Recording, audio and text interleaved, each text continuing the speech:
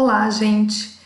Nós vamos ver a função logarítmica a partir de agora.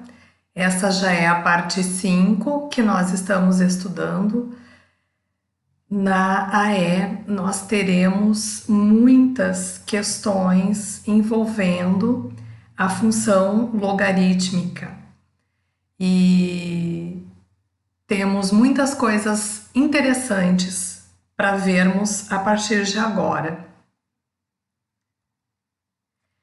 Nós vamos trazer a função exponencial y igual a na x e vamos determinar a sua inversa. A inversa de uma função, eu creio que vocês lembrem, nós vimos antes das nossas aulas remotas, lá no inicinho do ano, e nós vimos que para encontrar a inversa são necessários dois passos. O primeiro é isolar o x e o segundo é trocar x por y e y por x. Lembraram? Então agora nós vamos procurar quem é a inversa dessa função. O primeiro objetivo é isolar o x. E aí vem uma dúvida. Como que eu consigo isolar alguém que encontra-se no expoente? Como será que a gente consegue isolar alguém que está no expoente? Para conseguir isolar o x que está no expoente, só existe um caminho, que é passar para a forma logarítmica. Aí vocês vão dizer, mas como assim, né? Veja só, eu tenho aqui y igual a na x, eu quero isolar o x. Quando eu passei para a forma logarítmica, se eu usar a definição, a na x é igual a y, a na x é igual a y, percebeu? E assim o x está isolado. Ou seja, quando tu tem uma exponencial, a base continua sendo base no logaritmo, o expoente é o resultado e o y é o logaritmando. Então, sempre que nós quisermos, nós podemos passar da forma exponencial instantaneamente para a forma logarítmica e vice-versa. O e vice-versa vocês já sabiam. Pela definição, a na x é y, a na x é y. Tanto que, quando nós começamos a estudar os logaritmos, para nós encontrarmos determinados logaritmos, o que nós fazíamos? Igualávamos a x e aplicávamos a definição e caíamos numa exponencial, né? Por quê? Porque uma é inversa da outra, na verdade, né? Mas a minha função inversa ainda não está pronta. Quando eu quis dizer uma é a inversa da outra, é que a inversa da exponencial é a logaritmação e a logaritmação é a inversa da exponencial, ok? Só que eu estou procurando a função inversa. E para encontrar a função inversa são os dois passos. Primeiro, isolar o x. Segundo, trocamos o x por y e y por x. Logo, onde tem aqui x, colocaremos y e onde tem y, colocaremos x. E essa é a inversa dessa função. A inversa, uma é a inversa da outra. Conclusão, a inversa da função exponencial é a função logarítmica. E a inversa da logarítmica é a função exponencial. Uma é inversa da outra. Assim, nós provamos que uma é inversa da outra. Em relação a duas funções que são inversas, vamos recordar que nós também vimos lá no inicinho do ano Já sabemos então que uma é inversa da outra, ok?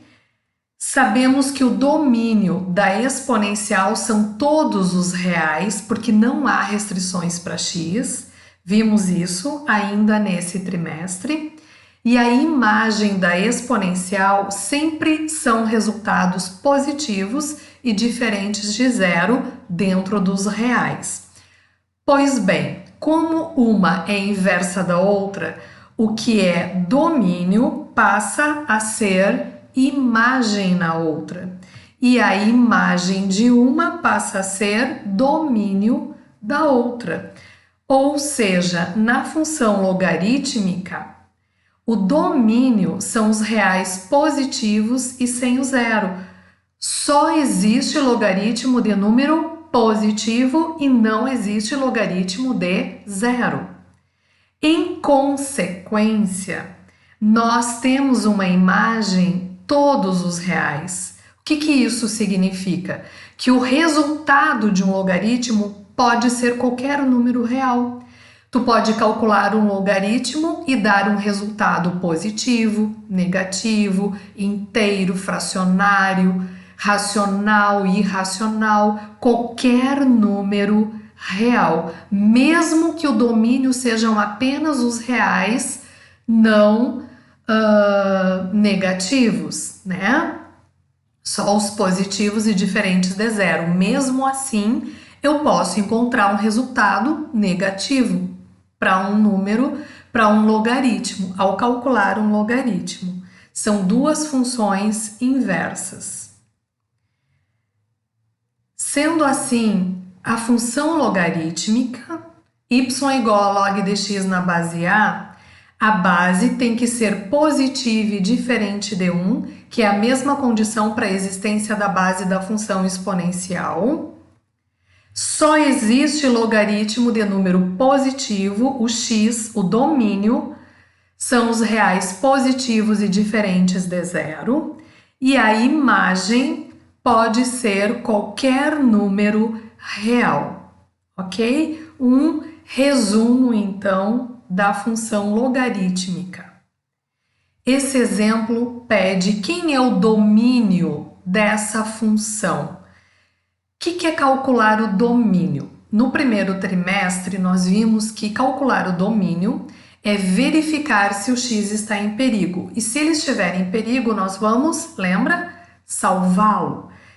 Aqui eu tenho x no logaritmando e x na base também. O logaritmando tem que ser positivo, então o x está em perigo aqui, porque não é qualquer x que dá para ser, não. E aqui na base, a base tem que ser positiva e não pode ser 1. Então, o x da base também está em perigo. Resumindo, o x está em perigo tanto no logaritmando quanto na base. É a primeira parte do cálculo do domínio, verificar se o x está em perigo. Segundo passo, vamos salvá-lo. O que seria salvá-lo? Quando que vai existir o logaritmo? Primeiro, eu preciso ter a base positiva e aí a minha base sendo positiva, eu caio numa inequação simples do primeiro grau em que basta isolar o x. X tem que ser maior do que 1. Que mais que a nossa base precisa ser? Ela não pode ser 1, tem que ser diferente de 1. Consequentemente, o x tem que ser diferente de 2. E ainda, o logaritmando precisa ser positivo. Ao fazer isso, uma outra inequação que nós resolvemos. No final, eu preciso juntar essas três soluções e fazer a interseção, porque eu preciso de um x que satisfaça simultaneamente a base e o logaritmando. Não adianta satisfazer um e não satisfazer o outro. Então, eu preciso de x que satisfaça tanto aqui quanto aqui. Ou seja, eu vou pegar essas três soluções e fazer uma interseção. A interseção é o que é comum. é o que está nos 3, neste caso, ao mesmo tempo. Então, de um lado, x maior do que 1. De outro, x diferente de 2. X diferente de 2 quer dizer, eu pego todo mundo que está antes, todo mundo que está depois, mas não pego 2, deixo uma bolinha aberta no 2. E por fim, x tem que ser menor do que 7. X maior que 1, diferente de 2 e menor do que 7. Agora faremos a interseção, veremos onde tem, na aula eu dizia ondinha, né? Aqui eu não tenho ondinha, eu tenho risquinho. Aonde tem risquinho nos 3 ao mesmo tempo? Percebemos que nós temos nos 3 ao mesmo tempo, é aqui, que tá aqui, aqui e também aqui. Essa parte está nos 3 ao mesmo tempo. Já antes do 1 não está no primeiro, então não estará na interseção. Depois do 7 não está no terceiro, portanto não estará na interseção. A interseção é o que está aqui. Escrevemos essas pessoas, são os x, os valores de x, maiores que 1 e menores do que 7, e também x entre 1 e 7. Eu poderia dizer separado, como eu estava dizendo, entre 1 e 2 e entre 2 e 7, mas na verdade eu disse x entre 1 e 7 e diferente de 2, que é uma boa maneira de resumir, né? Então essa é a nossa solução. O que será o gráfico da função logarítmica? Nós vimos que ela e a exponencial são inversas. A função exponencial deve estar bem recente na tua memória, né? Porque nós acabamos de estudar também. É uma curva. A função logarítmica também é uma curva. Vamos começar com uma função básica. F de x igual a log de x na base 2. Vamos construir uma tabela em que eu vou atribuir para x valores bem estratégicos. Gente, eu peguei uma função que é a função mais elementar, mais básica dentro da função logarítmica, que é a função log de x com a base 2. Como aqui a base é 2, estrategicamente eu peguei para x 1/4, 1/2, 1, 2 e 4. Porque todos são potências de 2, porque daí eu uso propriedade e encontro o resultado sem precisar de uma calculadora, tá? Fazendo log de 1/4 na base 2, 1/4 é 2 na menos 2, na base 2, resultado menos 2. Se tu não conseguiu pegar rapidinho o raciocínio, faz no papel, tá? Log de 1/2, 1/2 na base 2, 1/2 é 2 na menos 1, resultado menos 1. 1 log de 1 em qualquer base é 0. 2 log de 2 na base 2 é 1. 4 log de 4 na base 2, 4 é 2 ao quadrado, resultado 2. Esses 5 pontos são suficientes para a gente conseguir ter uma ideia do que será a curva da função log de x na base 2. Ao colocarmos os pontos 1/4 e menos 2, está aqui o pontinho, 1/2 e menos 1, está aqui o pontinho, 1 e 0, 2 e 1, está aqui o ponto, 4 e 2, está aqui o ponto. Eu coloquei esse extra aqui, 8, log de 8 na base 2, que é 3, aqui é 3, mas não precisava esse nosso sexto ponto, tá? Porque só com esse 5 eu já consigo ver o comportamento da curva da função log de x na base 2. O que eu posso dizer sobre essa função? Ela é crescente, localiza-se exclusivamente no primeiro e no quarto quadrantes, passa pelo ponto 1 e 0, porque sempre que x for 1, não interessa a base, o logaritmo dá 0, esse é o ponto que está sobre o eixo x.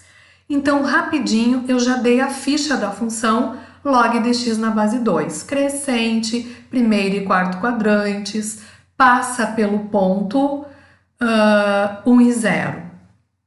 E assim como a função exponencial, quando nós construirmos no GeoGebra, nós vamos perceber que ela vai se aproximando do eixo y.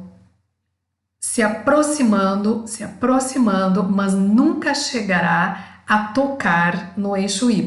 Isso eu vou mostrar no GeoGebra para vocês. Outra função, a função log de x na base 1 meio. Então, eu peguei para x, como aqui é 1 meio é 2 na menos 1. Eu peguei estrategicamente os mesmos valores, 1 quarto, 1 meio, 1, 2 e 4. Se eu tivesse uma base 3 ou 1 terço, por exemplo, eu pegaria 1 nono, 1 terço, 1, 3 e 9. Se eu tivesse uma base 5 ou 1 quinto, eu pegaria 1 sobre 25, 1 quinto, 1, 5 e 25. Sempre potências da base, tá? Quando nós fazemos log de 1 quarto na base 1 meio, usando propriedades, chegamos em 2.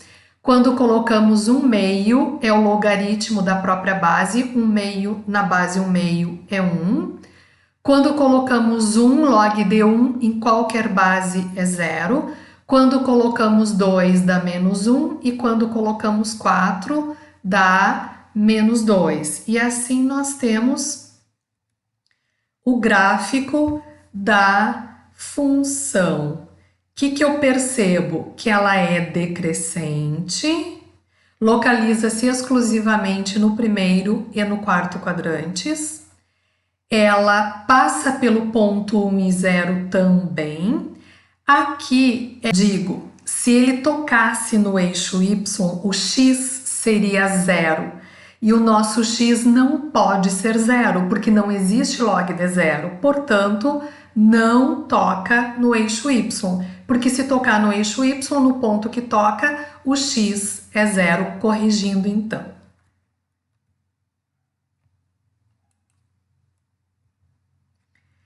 Aqui, gente, eu faço um gráfico comparando a função exponencial 2 na x e agora a sua inversa log de x na base 2.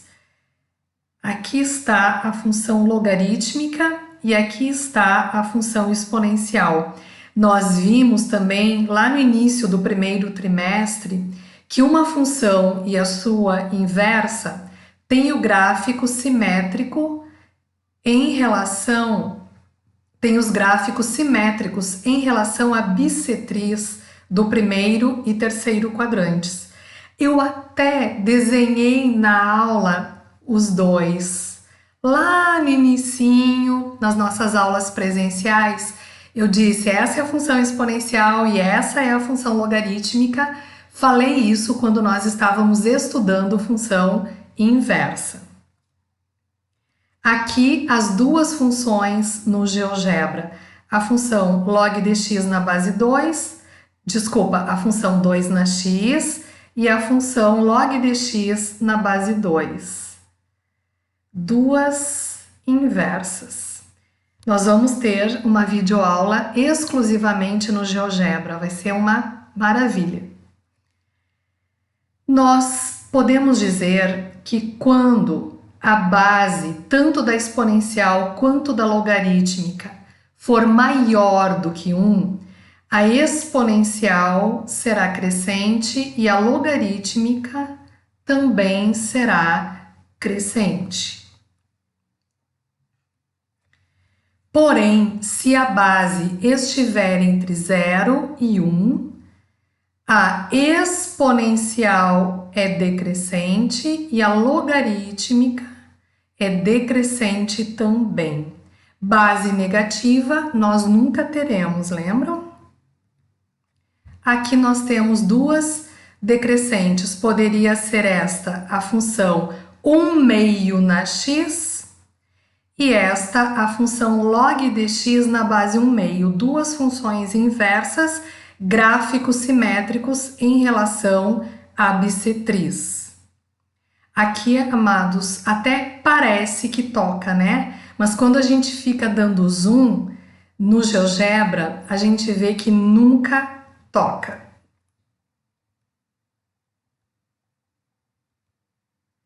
Então, resumindo, a função log de x na base A, f de x igual a log de x na base A, é crescente para uma base maior que 1, é decrescente se a base estiver entre 0 e 1.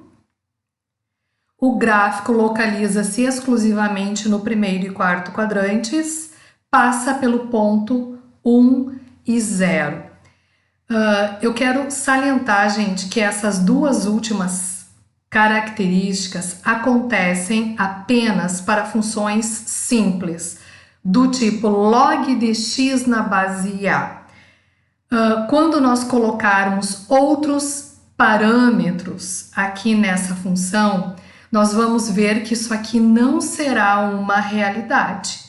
Ela poderá ficar em outros quadrantes, ela poderá não passar pelo ponto 1 e 0. Essas duas últimas características são válidas apenas para funções simples, log de x na base A.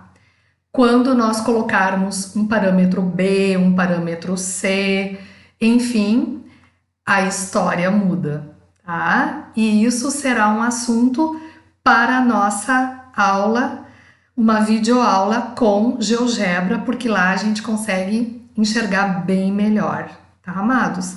Então, a nossa aula termina por aqui. O gráfico não toca o eixo Y. Essas três situações são para funções simples. No GeoGebra, nós vamos ver que não é bem assim quando eu colocar outros parâmetros em questão, tá? Então, essa foi uma palhinha para vocês da função logarítmica.